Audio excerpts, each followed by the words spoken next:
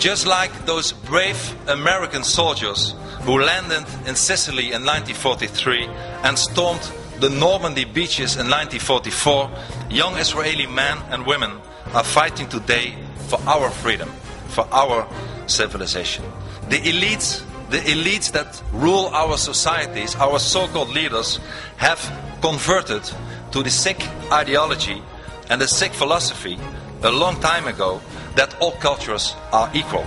Government leaders, judges, even some churches, trade unions, university, the media, all of them are blinded by the political correctness and have chosen the side of Islam. Well, let me tell you, ladies and gentlemen, all cultures are not equal. Our culture that is based on Christianity, Judaism and humanism is far better than the Islamic culture.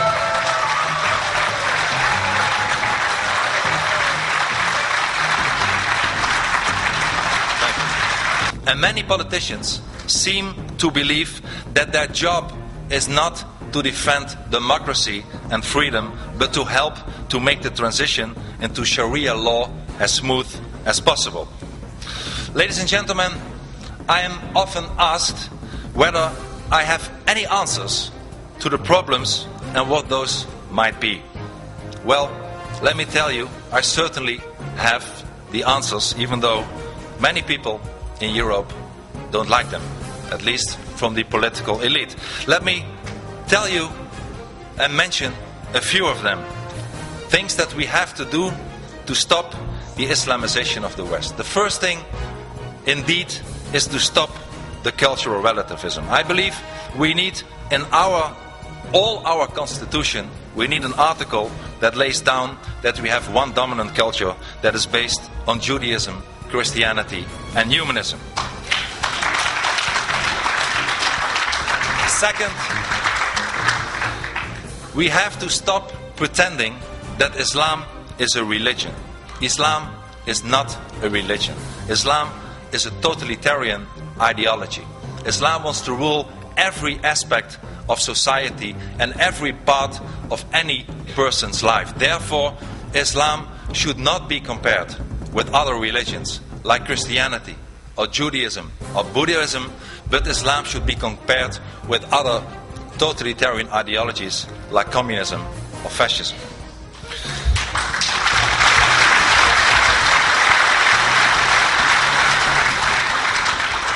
And if we would acknowledge the fact that Islam is not a religion but an ideology, it means also that the right to all these religious freedoms do not apply to Islam.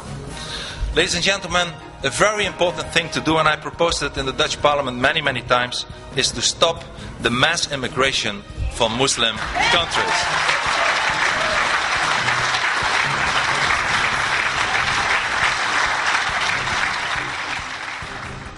And in order to preserve our own values, our own identity and our own culture, not one person from Muslim countries should be allowed to emigrate to our societies anymore.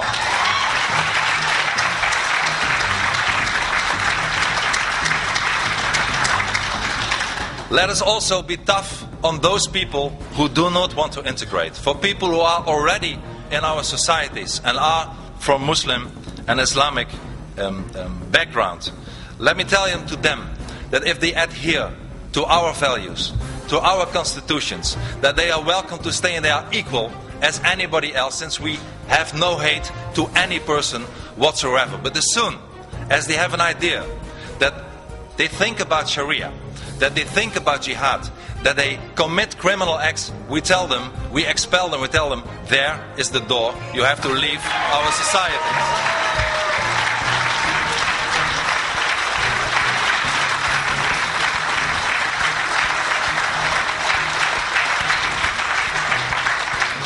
And I also believe that every member of a non-Western country that wants to come or already is in our societies should sign a legally binding contract of assimilation and pledge of allegiance to our societies.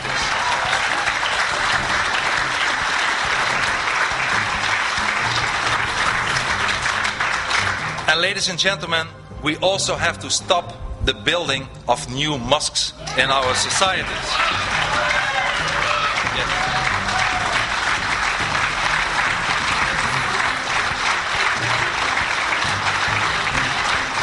Thank you.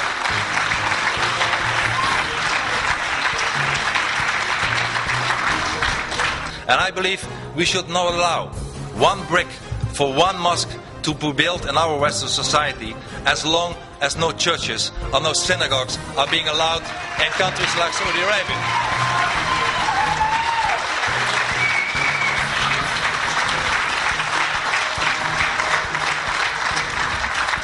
And we also have to close down the worst institution in our societies, at least in Europe, the fascist institution of Islamic schools. Ladies and gentlemen, schools where young children who should assimilate and become full members of our society are being raised with an ideology of hate, with an ideology of terror. We should close down all the Islamic schools.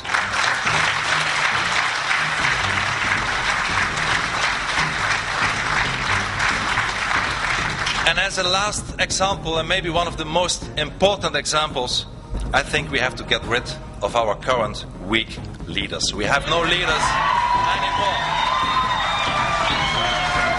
Thank you. Thank you. Thank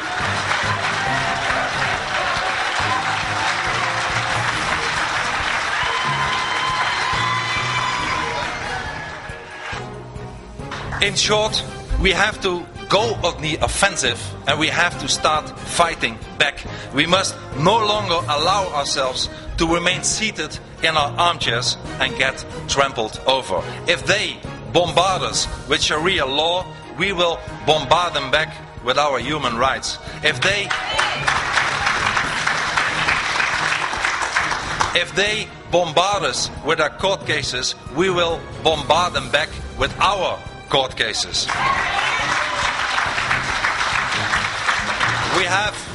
We have, ladies and gentlemen, finally we have to start fighting back and show that millions of people all over the world are sick and tired of it all and refuse to take any more. We must make it clear that millions of freedom-loving people are saying enough is enough. Ladies and gentlemen, we all have to struggle. And indeed, it is a struggle. After fitna has been screened for the first time last year, there were many threats to economical boycotts to my country, the Netherlands. The beautiful Dutch flag was burned all over the Middle East. Indeed, I am myself being prosecuted by my own government in my own country. While countries as France and Jordan are also considering to prosecute me. I have been barred on the kind invitation of my friend and colleague Lord Malcolm Pearson to enter the United Kingdom. I will never be allowed to enter the Republic of Indonesia anymore. The most radical imam in the Netherlands is also demanding huge compensation and suing me. A parliamentary bill currently in my own country, the Netherlands, is drafted with the aim of protecting Islam for criticism. And on top of all this, and it's not only about me, a lot of people who criticize Islam get a lot of threats. Al-Qaeda is determined to kill me. Finally, ladies and gentlemen, I have not forgotten those to whom we owe our liberties. Our liberties were bitterly fought for. American soldiers fought, bled and died.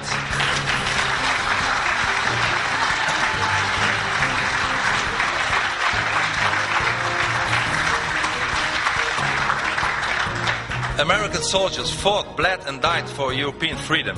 Ladies and gentlemen, American soldiers did not die for an Islamized Europe, they died for a free Europe.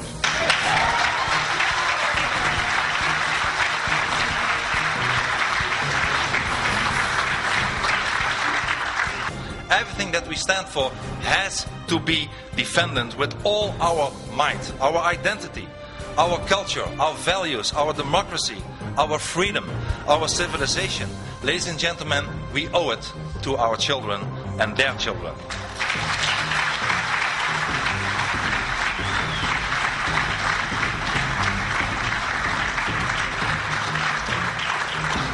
We will never give in. We will never give up. We will never surrender. Thank you very much.